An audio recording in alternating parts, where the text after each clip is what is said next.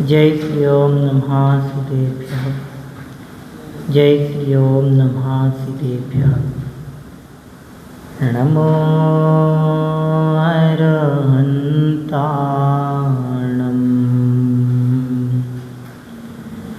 नमो सिद्धाणं नमो आयरीयाणं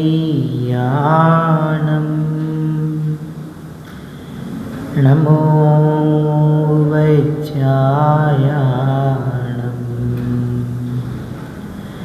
नमो लोये सवसाहुणम्।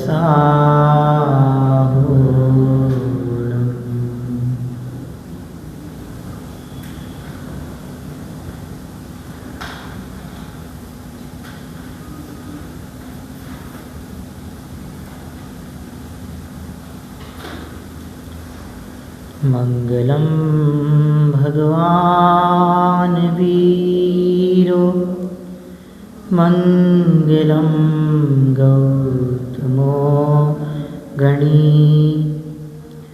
मंगलम कुंदकुंदाढ्यो जैन धर्मोस्तु मंगलम। सर्वमंगलमांगल्यं सर्वकल्याणकारकं प्रधानं सर्वधर्माणां जैनं जयतु शासनं जैनं जयतु शासनं। तीन भुवन में सार प्रीत राघवे ज्ञान था शिव स्वरूप शिव का नमः त्रियोग समारिके। बोले पंच परमेष्ठी भगवान की अहिंसा परमो धर्म की। महाकवि पंडित प्रवर दौलत राम जी द्वारा कृत ग्रंथ श्री छेड़ाला जी हमारे समक्ष विराजमान हैं।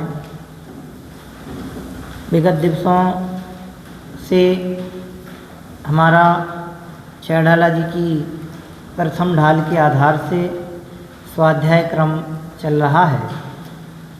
बीच में सम्मेद शेखर जी यात्रा के प्रवास के दौरान अपनी एक कक्षा विराम को प्राप्त थी, किंतु आज से पुनः हम और आप सभी इस कक्षा को गति प्रदान कर रहे हैं।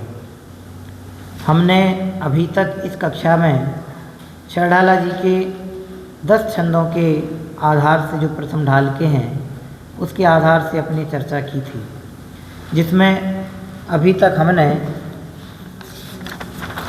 जो नरक भूमि है कि नरक गति है उसमें किस किस तरह के दुख हैं, वहाँ की भूमि जनित दुख किस तरह के हैं, कैसे कैसे दुख यह जीव नरक भूमि को स्पर्श करने मात्र से प्राप्त करता है, कितनी वेदना इस जीव को वहाँ नरक भूमि स्पर्शते ही होती है, उसकी बात हमने यहाँ पे की थी। जिसमें हमने ये जाना था कि यदि एक साथ 1000 बिच्छू यदि काटें तो उन 1000 बिच्छुओं के काटने से जो पीड़ा इस जीव को होती है, वैसी ही पीड़ा, वैसी ही तकलीफ, वैसी ही वेदना, वैसा ही दुख इस जीव को उस नरक गति की, नरक भूमि की स्पर्श करने मात्र से होती है। करंट जैसे लगे, हल्का सा छूलता है ना, ये इसमें करंट है, वायर है, और इसको जरा सा मैंने छुआ और छूने मात्र से वेदना होती है, झटका लगता है। ऐसे ही नरक भूमि का स्पर्श हुआ और दुख प्रारंभ होते हैं, अथाह वेदना होती है। और इतनी वेदना होती है उस वेदना को हजारों जिह्वाओं से, जिह्वा मतलब जीभ से कहने की कोशिश की जाए तो भी उन दुखों का वर्णन कोई नहीं कर सकता। इतने दुख हैं। दुख ऐसा कि ना सहा जाए और ना कहा जाए, ऐसे भयंकर दुख हैं। कहाँ पे? नरक गति में। इसलिए उस दिन भी अंत समय में जब यहाँ से हम ये कक्षा अपनी विगत दिनों में अंतिम चरण में थी, तो उस दिन भी जाते जाते एक बात आपसे कही थी कि ऐसे कोई खोटे कार्य हमसे नहीं हो जिनके कारण मुझ जीव को नरक आदि गतियों में भ्रमण करना पड़े। क्यों? गति कोई भी हो, गति कोई भी हो संसार की, उन सभी गतियों में सुख है ही नहीं, दुख ही दुख है। इसलिए कोई भी कार्य ऐसे नहीं करें कि अपने को इन 4 गति 84 लाख योनि रूप संसार में परिभ्रमण करना पड़े। अगर दुखों से बचना है, दुखों से दूर होना है, या ये दुख मुझे हो ही ना, ऐसा कुछ अपने को सोचना है, विचारना है, यदि हम चाहते हैं तो उसके लिए एक ही आधार है कि हम बुद्धि से सोच विचार करके धर्म के मार्ग में लगें। इसके अलावा दूसरा कोई भी उपाय हमारे लिए नहीं है। हम कितने ही कार्य कर लें, कितने ही कार्य कर लें दुनिया के, लेकिन धर्म के अलावा अन्य कोई दूसरा कार्य ऐसा नहीं है जो हमें इन नरकादि गतियों के दुखों से, उनकी वेदना से बचा सके। सगे संबंधी तक नहीं बचा सकते। सगे संबंधियों का छोड़ें, अपने जो स्वयं की माँ हैं, पिता हैं, वे भी हमें दुख तकलीफ से नहीं बचा सकते। आपका पेट दुख रहा हो, आपकी माँ आपको दवाई तो दे सकती है, लेकिन आपकी तकलीफ में हिस्सेदारी नहीं कर सकती।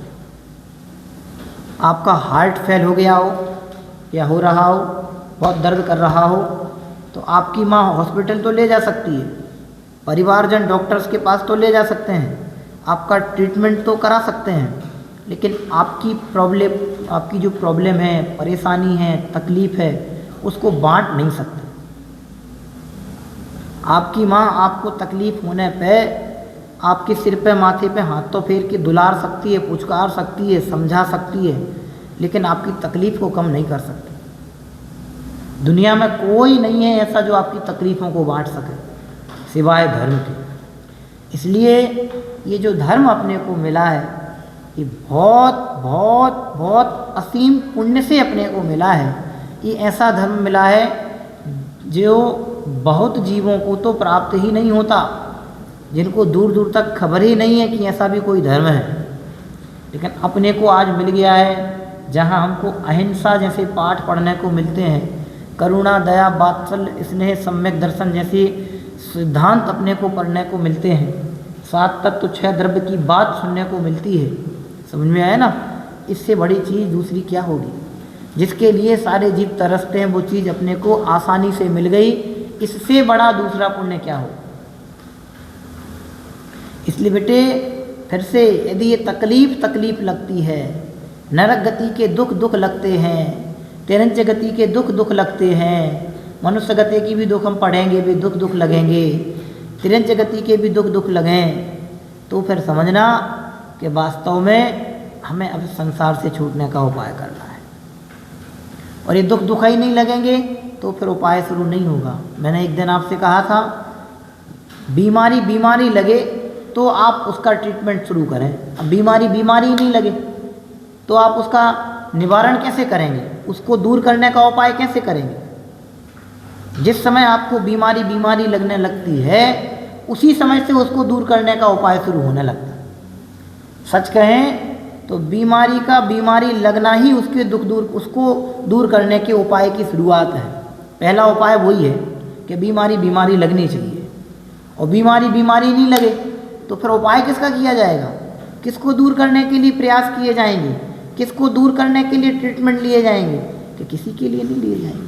इसलिए सबसे पहली शर्त है मोक्ष। क्या शर्त है? कि बीमारी लगे। ऐसे यहाँ कह रहे हैं कि जो दुख हम पढ़ रहे हैं, ये दुख हमें दुख लगे। लोग आएंगे सांत्वना दे के चले जाएंगे, लोग आएंगे पूछ के चले जाएंगे भैया कैसे हो। एक्सीडेंट हो जाए आपके परिवार में किसी का तो 50 लोग आके पूछ के चले जाएंगे कि भैया कैसे हैं, कैसे हो गया था, थोड़ी सी सावधानी तो रखते, गाड़ी से जा रहे थे एक्सीडेंट हो गया। तो लोग आएंगे पूछेंगे, ये कहेंगे कि भैया थोड़ी तो सावधानी से गाड़ी चलाते, चलो कोई बात नहीं लग गई, चलो इतना तो अच्छा है कि कोई किसी के प्राणों की हानि नहीं हुई। लोग तो एक्सीडेंट में मर जाते हैं, उनकी पर्याय पूरी हो जाती है, लेकिन तुम बढ़िया एक्सीडेंट हुआ बच गए। अब थोड़ा ध्यान रखना, सावधानी रखना, परहेज का खाना खाना, ऐसी आके सांत्वना तो दे के चले जाएंगे। लेकिन जो एक्सीडेंट होकर के उसका पैर फ्रैक्चर हुआ है या हाथ फ्रैक्चर हुआ है या बॉडी में कहीं भी चोट आई है, उससे जो तकलीफ हो रही है उस तकलीफ को बांट नहीं पाएंगे। ऐसा नहीं करेगा, तुम्हें 100% तकलीफ है तो 10% हमें दे दो, 10% हमारी वाइफ को दे दो, 10% हमारे बेटे को दे दो, 70% तुम अपने पास रखो। ऐसा कोई आता है? कोई नहीं आता। दुख में साझेदारी कोई नहीं करता, दुख कोई किसी के नहीं बांटना चाहता। खुशियों को तो बांटना जल्दी आ जाएंगे। आपके घर में शादी होगी 50 मेंबर आ जाएंगे, आपके घर में खाना रखोगे तो 100 लोग खड़े हो जाएंगे साथ में, अरे तुम्हारे बिना खाना नहीं खाएंगे, आओ भैया, अरे उनको आ जाने दो जिनने निमंत्रण किया, बैठेंगे साथ में, ये तो कर लेंगे। लेकिन ये नहीं कहेंगे कि यहाँ घाव हो गया तो आधा हमें दे दो आधा तुम ले लो। तकलीफ कोई किसी की नहीं बांट सकता, बांट सकता भी नहीं है और बांटना चाहता भी नहीं है। इसलिए ऐसे दुखों से बचना है तो फिर सावधानी रखो, सोचो कोई भी गलत कार्य हमसे नहीं हो, किसी जीव की हमसे विराधना नहीं हो, धर्म का अवर्णवाद अर्थात अनादर हमसे नहीं हो, ज्ञानियों का अनादर हमसे नहीं हो, धर्मात्माओं का तिरस्कार हमसे नहीं हो, देव शास्त्र गुरु की अभिनय हमसे नहीं हो, हमसे जो बड़े जन हैं उनका अपमान हमसे नहीं हो, किसी की चोरी, किसी जीव की हिंसा ये हमसे नहीं हो, तब जाके नरक गति से बचेंगे। समझ में आया ना? तब जाके नरक गति के दुखों से बचना हो पाएगा। नहीं तो एक एक समय के परिणाम हम यदि सोचें तो कैसे भयंकर, कैसे क्रूर हमारे परिणाम हो जाते, हम उनको सोच तक नहीं पाते। यहाँ बैठे बैठे हिंदुस्तान पाकिस्तान का युद्ध चल रहा हो तो बैठे बैठे अपनी भावना क्या होती है? युद्ध छोड़ दो, मैच चल रहा हो तो क्या सोचते हैं मन? क्या सोचने लगते हैं? यार इंडिया जीतनी चाहिए, पाकिस्तानी आतंकवादी हमारे देश पे अटैक करते हैं, नहीं जीतने चाहिए। बैठे बैठे कसाएं करते क्या नहीं करते? और इंडिया हार रही हो, भगवान पाकिस्तान वाले हार जाए हार जाए हार जाए, छक्का नहीं जाए, बैठे बैठे पाप कर लेते। भैया जैसे हिंदुस्तानी जीव है वैसे ही पाकिस्तानी भी जीव हैं। जैसे हिंदुस्तानी संगी पंचेंद्रिय हैं वैसे पाकिस्तानी भी संगी पंचेंद्रिय हैं। ऐसा कब लगेगा? जब हम धर्म दृष्टि से सोचेंगे तब लगेगा। जब हम प्राप्त पर्याय रूप दृष्टि से देखेंगे तो धर्म नहीं कर पाएंगे। सच कहें तो जो पर्याय अपने को प्राप्त हुई ना, जो अवस्था हमारी है, इस अवस्था से हम लोगों का तुलना करते हैं, लोगों को देखते हैं तो अधर्म होता है, और हम सबको जीव स्वभाव से देखते हैं तो धर्म होता है। क्यों? सबको जीव देखना ही सबसे बड़ा धर्म है। आप अहिंसा का पालन कब कर पाएंगे? आप अहिंसा धर्म का पालन कब कर पाएंगे? कि जब अपने समान सबको जीव मानोगे तब जाके आप अहिंसा का पालन कर पाएंगे। आप हिंसा से कब बचेंगे? कि जब आपको अहिंसा में धर्म लगेगा तब जाके आप हिंसा रूपी पाप से बचेंगे, उसके पहले आप नहीं बच पाएंगे। इसलिए बेटे बहुत शांति से सोचना, बहुत गहराई से सोचने की बात है। हमें धर्म मिला है कि हंसी खेल में नहीं मिल गया। पूर्व जन्म में हमने कोई विशेष अच्छे उत्तम सर्वश्रेष्ठ कार्य किए होंगे जिसके कारण से हमको ये धर्म और धर्मात्माओं की संगति मिली है। इतना अच्छा परिवार मिला, इतने अच्छे संस्कार मिले, इतना अच्छा माहौल मिला, देव शास्त्र गुरु की छत्र छाया मिली, इससे अधिक और क्या चाहिए अपने को? इसलिए बता रहे कि भैया ये दुख है, नरक गति में सुख नहीं है, खोटे काम हमसे नहीं हो, गलत काम हमसे नहीं हो। समझ में आया ना? ये ऐसा समझा रहे। कैसे कैसे दुख पड़ रहे हैं अपन देखो। क्या पढ़ा था तहाँ भूमि पर सत दुख सो बिच्छू सहस डसे नहीं सो तहाँ राज द्रोणित माहिनी क्रमिनी कलित देहरा। नदी बहती है बैतरणी नाम की नदी, उसमें वे क्षुद्र जीव छोटे छोटे जीव होते हैं, पानी पीने जाता है और वे जीव इसको चिपक जाते हैं। ऐसी भयंकर वेदना होती है। यूँ समझ लो ऐसे वो चुभाते ना हाथी को सूल चुभाते ना, जब हाथी आलस दिखाने लगे चले नहीं तो उसको चलाने के लिए वो ऊपर से यूं यूं मारते तो ऐसे वो छोटे छोटे जीव अपन को चिपक जाते हैं। तो जैसे एक सूल को चुभाने से जो तकलीफ हाथी को होती ना, ऐसे छोटे छोटे वो क्षुद्र जीव जब उस नारकी के शरीर को चिपकते हैं तो ऐसी वेदना उसको होती है। सोचो कैसी तकलीफ होती हो। ये लिख रहे हैं, इसमें झूठा कोई ऐसा नहीं, मन से नहीं बोल रहे। लिखा है क्रमी कुल कलित देह दाहिनी। दाहिनी मतलब जला देने वाली। किसको? देह को। ऐसी भयंकर पीड़ा होती है उन क्षुद्र जीवों जनित। ये है नरक गति के दुख। और आगे देखते हैं, अपन ने कल उस दिन पढ़ लिया था। आगे देखो नरकों में, अभी नदी का बता दिया, बैतरणी नाम की नदी ऐसी होती है। अब वृक्ष भी वहाँ पाए जाते हैं। कैसे वृक्ष होते हैं, क्या नाम है उन वृक्षों का? लिखा है सेमल वृक्ष, सेमल तरु। सेमल नाम के वृक्ष नरक गति में पाए जाते हैं। कौन से वृक्ष पाए जाते हैं? कहाँ पाए जाते हैं? नरक गति में पाए। नदी कौन सी है नरक गति में?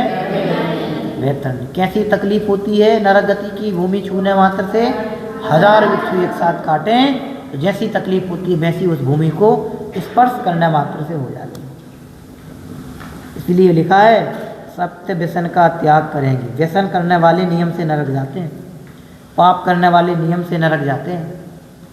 समझ में आए? इसलिए व्यसन नहीं करना। 7 व्यसन पढ़े नहीं पढ़े? हाँ, तो ये व्यसन नहीं करना इसलिए लिख रहे। व्यसन समझते हो? व्यसन किसे कहते हैं? व्यसन की डेफिनेशन कौन बोलेगा? व्यसन किसे कहते हैं? बोलो, कौन बोलेगा व्यसन किसे कहते हैं? बहुत सरल है, पढ़ी होगी। या मैं बोलूँ? बोलो भैया, कलश व्यसन किसे कहते हैं? हाँ, बुरी आदतों को व्यसन कहते हैं। अब बुरी आदत कोई भी हो, वैसे तो 7 व्यसन आपको पढ़ते ही अपन, सब लिखे ही हैं, लेकिन जो भी गंदी आदतें हैं, जो भी बुरी आदतें हैं, वे सब व्यसन में आती हैं। ऐसा अपने को समझना चाहिए। किसी भी चीज़ की आदत नहीं होनी चाहिए। समझ में आए ना? किसी भी चीज़ की आदत नहीं होनी चाहिए। विवेक से काम करें, निर्णय से काम करें, सोच समझ के काम करें तो वो व्यसन की कोटि में नहीं जाता है। बिना सोचे समझे एक डेली रूटीन के हिसाब से काम करते जाएं तो वो अच्छी आदत नहीं माना जाता है। इसलिए हर कार्य को सोच समझ के, निर्णय से, बुद्धिपूर्वक, उचित अनुचित का विवेक रख के कार्य करना चाहिए। देखो अब नरक गति में सेमल नाम के वृक्ष पाए जाते हैं। अब वृक्षों से क्या तकलीफ है? ये वृक्ष खड़े हैं, इनसे अपने को क्या तकलीफ है? कोई तकलीफ है? ये वृक्ष अपने यहाँ खड़े हैं, इतने सारे वृक्ष खड़े हैं, जंगल के जंगल खड़े हैं, इन वृक्षों से क्या तकलीफ है अपने को? वहाँ ऐसा नहीं है। यहाँ का सिस्टम अलग है, नरक गति का सिस्टम अलग है। नरक गति में जो वृक्ष होते हैं वो कैसे दुख देते हैं वो अपन यहाँ पढ़ते हैं। देखो मैं पढ़ूंगा, उसके बाद पढ़ना। सेमर तरु दली जुत असी पत्र असी ज्यों देह विदारे तत्र।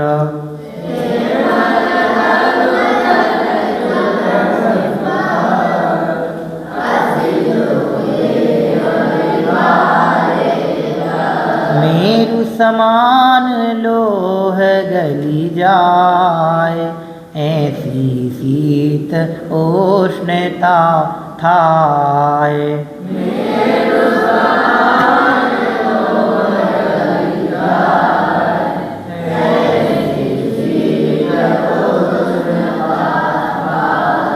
पढ़ो जरा एक साथ सभी।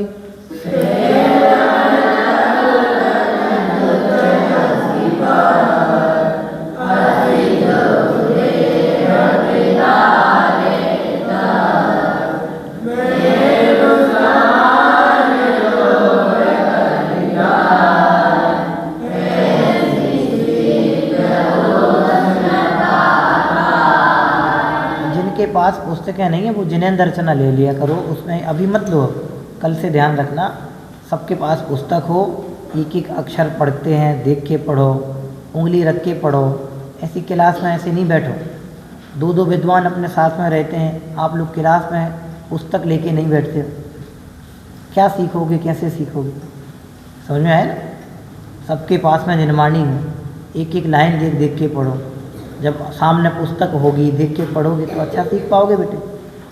समझ में आया ना?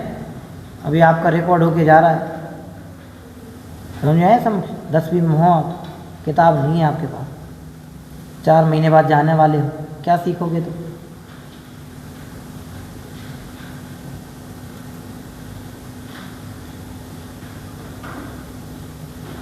ओम, समझ में आया ना बेटे? इस सेमल नाम के वृक्ष पाए जाते हैं नरक में। अब उन वृक्षों से क्या तकलीफ है वो यहाँ लिख रहे हैं। जब नरक गति में बहुत अधिक ताप उसको लगता है, गर्मी समझ लो, बहुत जब गर्मी लगती है, धूप लगती है, तो उससे बचने के लिए वो वृक्ष की छाँव में जाता है। अपन को होता है ना, थक जाएं, गर्मियों के दिन हो, चलते जा रहे हों पैदल, तो अपन ज़्यादा थक जाएं, गला सूखने लगे, शरीर तपने लगे, धरती जलन करने लगे, तो अपन क्या देखते हैं, थोड़ी देर सुस्ताने के लिए, शांति रखने के लिए क्या करते हैं, शांति अनुभवने के लिए क्या करते हैं, वृक्ष की छाँव देख के बैठ जाते हैं। ऐसे ही होता कि नहीं होता?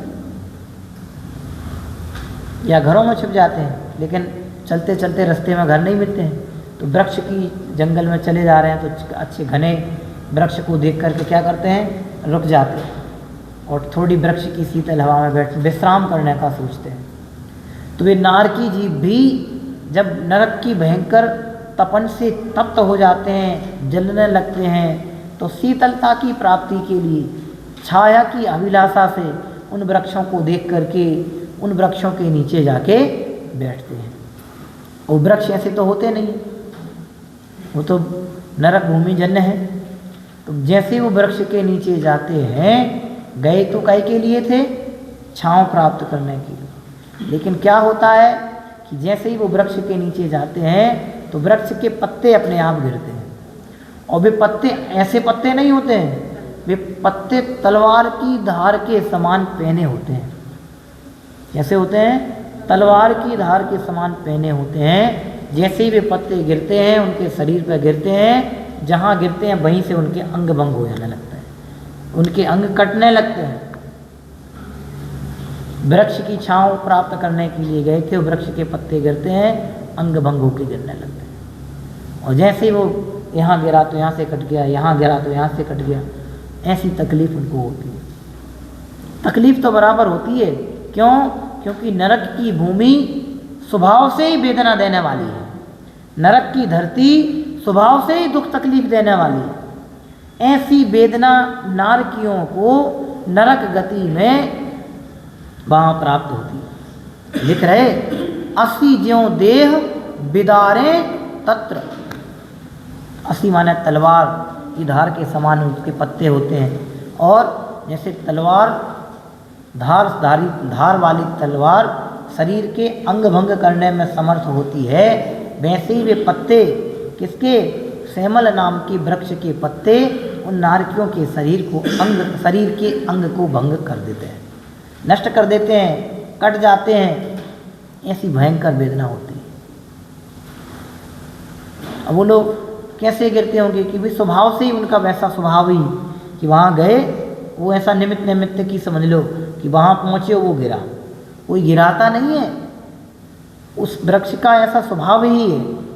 क्यों? क्योंकि नरक भूमि का काम, नरक भूमि का स्वभाव दुख देना है। अब नरक भूमि में वृक्ष से छाँव मिले तो फिर तो वो सुख अनुभव होने लगे उनको, तो फिर नरक भूमि का मतलब क्या रहा? नरक भूमि का मतलब ही है कि वहाँ नियम से दुख ही दुख है। अगर वृक्ष के नीचे बैठ के उसको थोड़ी सी शांति लगे तो फिर नरक भूमि होने का मतलब क्या रहा? नरक भूमि में और यहाँ की भूमि में अंतर क्या रहा?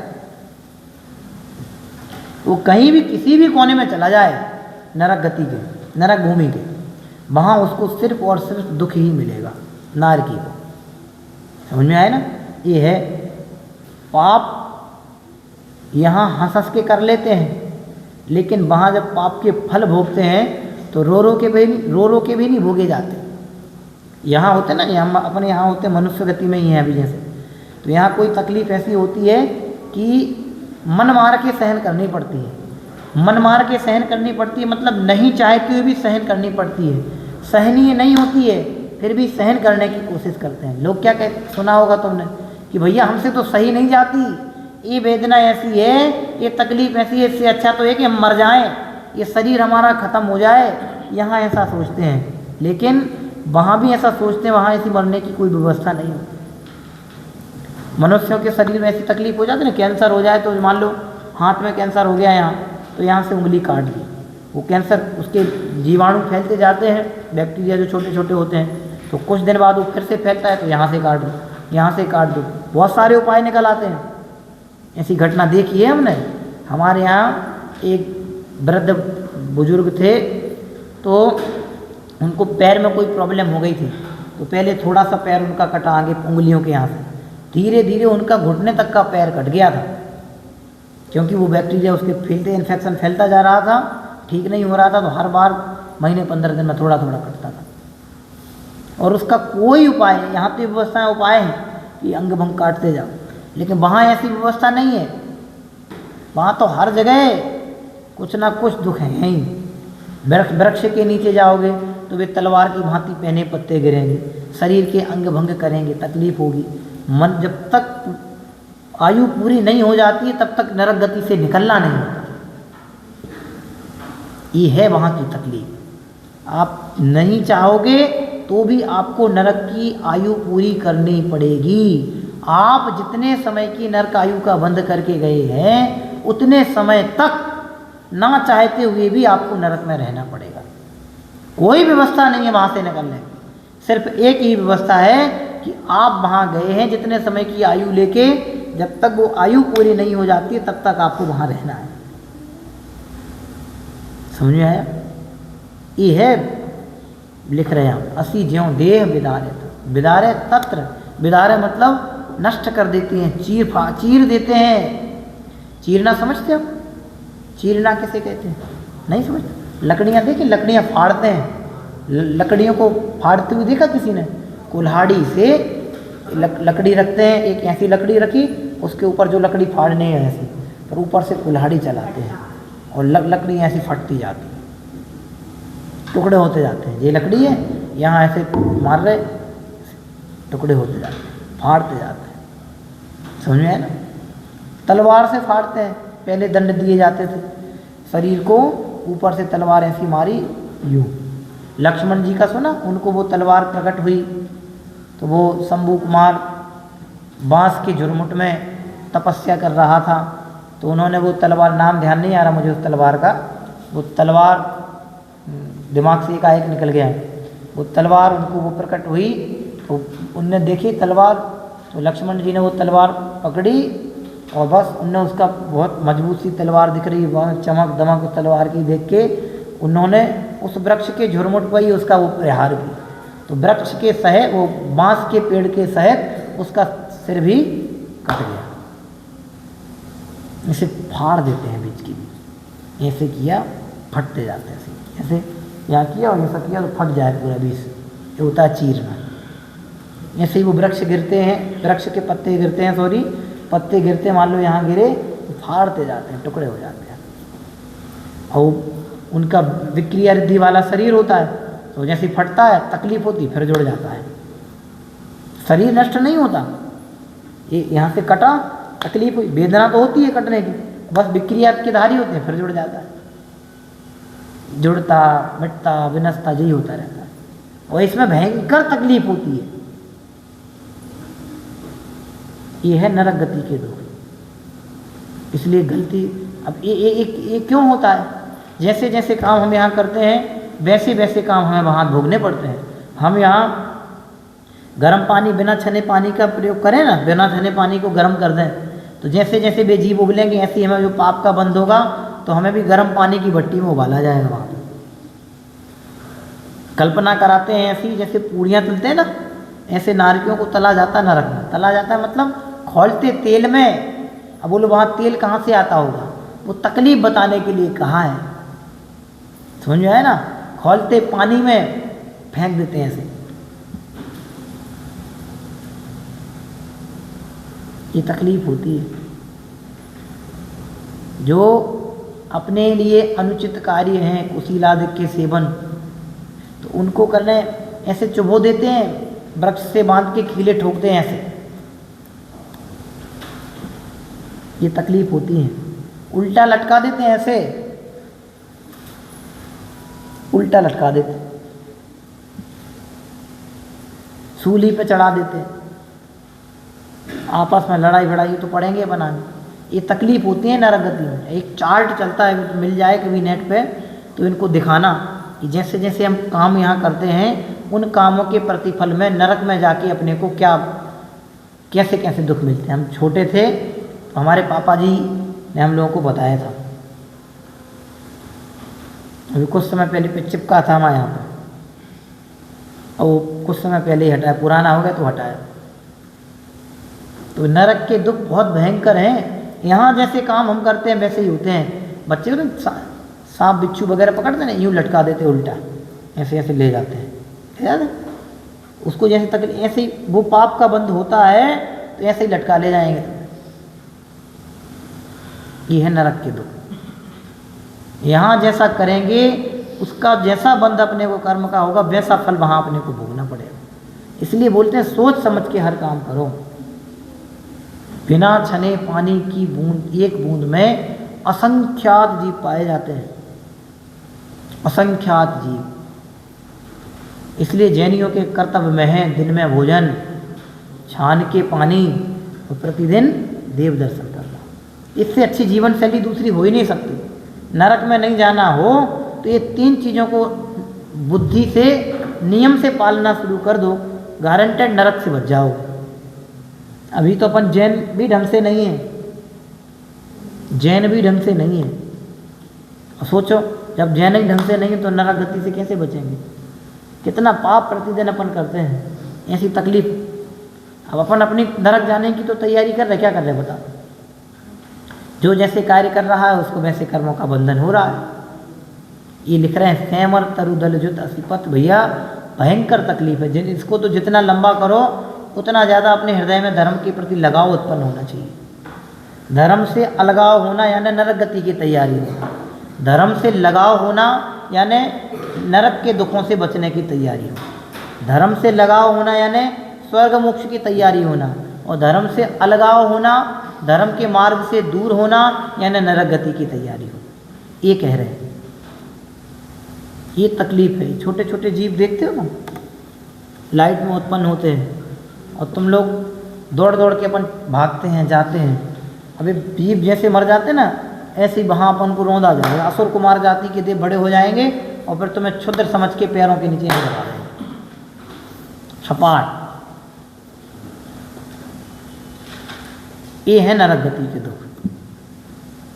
ऐसी भयंकर पीड़ाएं नरक गति में भोगनी पड़ती हैं। वहाँ कोई नहीं किसी को बचा पाता। पता असुर कुमार जाति के देव कैसे आपस में वो करते हैं, पढ़ेंगे अपन आगे। ये तो ये असी ज्यों देह बिदारे तत्र। वहाँ ये सेमल नाम की जो वृक्ष हैं वो ऐसे उनके पत्ते गिरते, उनसे ऐसी तकलीफ होती है। आगे वहाँ सर्दी कैसी पड़ती, सर्दी माने ठंडी। यहाँ की सर्दी पड़े तो अपन जैकेट पहन लो, और ज़्यादा पड़े तो कान बांध लो, और ज़्यादा पड़े तो ऊपर से शॉल ओढ़ लो, और ज़्यादा पड़े तो कमरे में हीटर जला के बैठ जाओ, और ज़्यादा पड़े तो हीटर जला के रजाई ओढ़ के बैठे रहो। कितने सारे उपाय हैं सर्दी से बचने के। अब तो वैसी सर्दी पड़ती नहीं। कितने समय से ऐसी लंबी अच्छी तगड़ी वाली ठंडी नहीं देखी हमने। पहले छोटे थे तो बहुत अच्छी वो लगती थी, मतलब ठंडी भी बहुत अच्छी वाली पड़ती थी। 6-6, 7-7 दिन सूरज नहीं निकलता था, कोहरा ही कोहरा रहता था। अब तो वैसी ठंडी नहीं होती। दादी के समय और ज़्यादा होती होगी, अब तो ठंडी नहीं होती। समझ आया ना। अब तो वैसी ठंडी नहीं है। वैसी जब भयंकर ठंड पड़ती थी तो भी लोग उसको सहन करते थे। सर्दियों के समय में किसान लोग आज भी, अभी गेहूं की फसल होती ना, सुबह से लोग 5 बजे उठ के खेतों में चले जाते हैं, पानी डालते हैं, ठंड सहन कर लेते हैं यहाँ की। लेकिन नरक गति की ठंड सहनीय नहीं होती है। कैसी ठंड पड़ती है? मेरु समान लोह गली जाए। 1,00,000 योजन का सुमेरु पर्वत होता है। कितने योजन का? 1,00,000 योजन का सुमेरु पर्वत, उसके समान लोहे का गोला बना दिया जाए, ऐसा भयंकर बहुत बड़ा, और वो लोहा भी गल जाए, उस 1,00,000 योजन लोहे के गोले को गला देने वाली भयंकर क्या पड़ती है? ठंड पड़ती है। अधिक ठंडी से भी गलता है। गलना अलग होता है, पिघलना अलग होता है।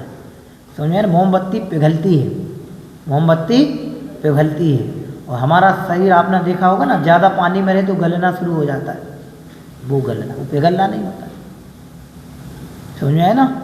ऐसे मेरू के समान वो गल जाए, ऐसी सर्दी गर्मी पड़ती है, पिघल जाए, वो ऐसी गर्मी कि उसका कोई ठीक पार नहीं है, कहा नहीं जा सकता भैया।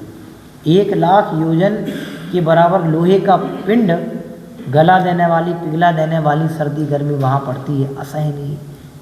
आपने जटायु का उदाहरण सुना होगा, रामायण, वैदिक रामायण में चलता है ना, कि 2 भाई थे, जटायु और उसका एक और, तो वे दोनों एक दिन गिद्ध पक्षी की कल्पना की है वैदिक रामायण में, ये दोनों गिद्ध थे। तो उन दोनों में एक दिन कौतूहलवश सूर्य तक जाने की सोची कि हम सूर्य की सैर करके आते हैं। तो वे उड़ान भरते जा रहे थे, उड़ान भरते जा रहे, बढ़ते जा रहे। तो जो बड़ा वाला भाई था उसने सोचा, वो ऊपर उड़ रहा था, तो ऐसे एक नीचे एक ऊपर ऐसा उड़ता जा रहा है, उड़ते जा रहे हैं ऐसे, समझ में आया ना? तो ऊपर वाला जो था, इसको सूर्य की गर्मी जल्दी लगने लगी, और वो कॉम्पिटिशन था दोनों, उड़ते जा रहे। अब ये ऊपर वाला जलने लगा, तो इसने सोचा मेरा छोटा भाई जले नहीं, तो ये उसके ऊपर ऊपर ऐसे ऐसे दौड़ता रहा, तो इतना ऊपर पहुंच गया, उसके सूर्य की गर्मी के कारण उसके पंख जलने लगे, और पंख जलने लगे और वो जल के नीचे गिर गया समुद्र के उसमें। दोनों भाई बिछुड़ गए, वो दोनों, एक तो बच गया, एक वो मर गया। तो मेरे कहने का तात्पर्य ये है कि सूर्य की गर्मी तो अपन यहाँ सहन कर रहे हैं, यहाँ से थोड़े और ऊपर जाएं और ऊपर जाएं और सूर्य के नज़दीक जाएं तो वो गर्मी अपने से सहन नहीं होती है। अरे वो गर्मी तो छोड़ो, जब गर्मियों का समय आता है तो यहाँ धरती की गर्मी अपने से सहन नहीं होती, कितनी आकुलता होने लगती है, होती है कि नहीं होती?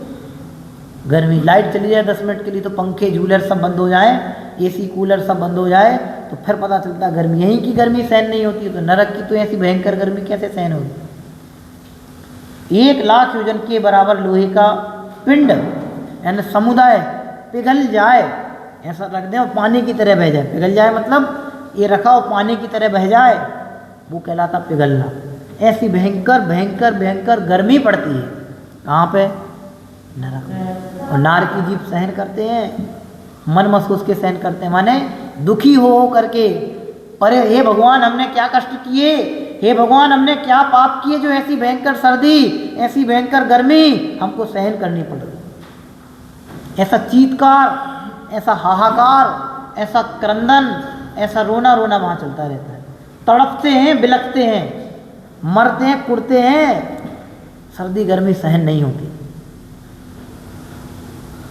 बिलबिलाते हैं, तड़पते हैं।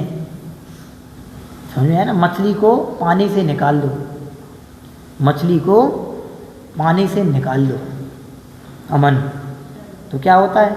खुश होती होगी, आई एम वेरी हैप्पी, मज़ा आ गया आज तो, हैं? ऐसी करती होगी, क्या करती है? फड़फड़ाती है, तड़पती है, उसका तो पानी में ही जीवन है। पानी के बिना जैसे मछली तड़पने लगती है, ऐसे ही नरक गति में ये जीव तड़पते हैं, बिलखते हैं, सिर्फ दुख दुख। सोचो तो भैया, एक बार कल्पना करके देखो दिमाग में, जैसे जैसे हम यहाँ आपको बता रहे हैं ऐसा ऐसा वास्तव में यदि आपकी आंखों के सामने अभी हो तो कैसी भयंकर तकलीफ होती है। रेलवे से लोग निकलते हैं, रेल आ रही हो, कोई मनुष्य वहाँ फंस जाए और टुकड़ों में कटता जाए, कैसा लगता है? जो कट जाता है ना वो तो कट ही जाता है, लेकिन स्टेशन पर प्लेटफॉर्म पर खड़े हुए सैकड़ों लोग जब उस दृश्य को देखते हैं तो उनकी आंखें गवाही दे जाती हैं। वो दृश्य देख करके उनके रोम कितने 32 करोड़ कितने रोम होते हैं, वो खड़े हो जाते हैं। पूरे रोम दो ही परिस्थिति में खड़े होते हैं, एक तो भयंकर दुख के समय और एक ज़्यादा सुख के समय, खुशी के समय। दो ही टाइम मनुष्य के रोंगटे खड़े, बोलते हैं रोंगटे खड़े हो गए, तो दो ही टाइम रोंगटे खड़े होते हैं। एक तो भयंकर दुख देने वाला कोई प्रसंग हो तो अपने रोंग खड़े हो जाएं डर के कारण, और भयंकर खुशहाली वाला अच्छा प्रसंग हो ना तो अपने खुशी के, अपन बोले खुशी के आंसू आ गए, रोम रोम हर्षित हो गया, तब रोम खड़े होते हैं। दो ही प्रसंग में रोम खड़े होते हैं। तो वो शरीर को कंपा देने वाला दृश्य जब आंखों से देखते हैं तो कैसी तकलीफ होती है। आप इमेजिन करके देखो कि नरक गति में ये जीव जाता है, सेमल नाम के वृक्ष के नीचे बैठता, पत्ते गिरते हैं, पूरे अंग भंग करता जाता, कैसी तकलीफ होती है। ऐसी लोहे को पिघला देने वाली सर्दी में वहाँ बैठे हैं, नहीं चाह रहे तो भी धूप पड़ रही, नहीं चाह रहे तो भी सर्दी पड़ रही, कैसे तकलीफ सहन करते होंगे। बर्फ़ की सिल्ली पे आपको बैठा दिया जाए घंटे भर के लिए, अभी ज़्यादा लंबी सर्दी की बात नहीं हम आपसे कर रहे, बर्फ़ की सिल्ली समझते हो, बर्फ़ के वो आते हैं ना बर्फ़ के, वो उस पर आपको घंटे भर के लिए ऐसा बैठा दिया जाए, बैठ जाओ, कैसा लगता है। अरे बैठाना तो दूर की बात है, आपके दोनों हाथ ऐसे पकड़ के बीच में बर्फ़ की सिल्ली ऐसी रख दें, थोड़ी सी हाथ यूँ होने लगते हैं, होते कि नहीं होते। बच्चे गेम खेलते हैं ना, गेम खेलते हैं ना बच्चे, गेम मस्ती करते हैं, बर्फ़ ली और इसके अंदर डाल दी और उसके पकड़ ली दोनों तरफ से, और जो जिसके अंदर बर्फ़ जाती है ना उससे पूछो कैसा लगता है। इतने से बर्फ़ के टुकड़े की ठंडी हमसे सहन नहीं होती, समझ रहे हैं ना मेरी बात। इतने से बर्फ़ की टुकड़े की ठंडी हमसे सहन नहीं होती, और नरक की वेदना सहन करने की हम तैयारी कर रहे हैं। एक बार कल्पना करके तो देखो कि ऐसी भयंकर दुख वहाँ है। इसलिए प्रभो हमसे ऐसे कोई कार्य नहीं हो कि जिनके प्रतिफल में मुझे नरक गति जाना पड़े। बार बार भगवंतों के समक्ष, जिनवाणी के समक्ष, गुरुजनों के समक्ष ऐसी अनुनय विनय प्रायश्चित अपना बना रहे कि प्रभो हमसे कोई त्रुटि ना हो, हमसे कोई गलती ना हो, हमसे कोई भूलें ना हो, हमसे कोई पापादिक कार्य ना हो कि जिनके प्रतिफल में मुझे नरक गति में भ्रमण करना पड़े। सैर तो नहीं कहना चाहिए, भ्रमण करना पड़े। ये तकलीफ, ये दुख लगने चाहिए।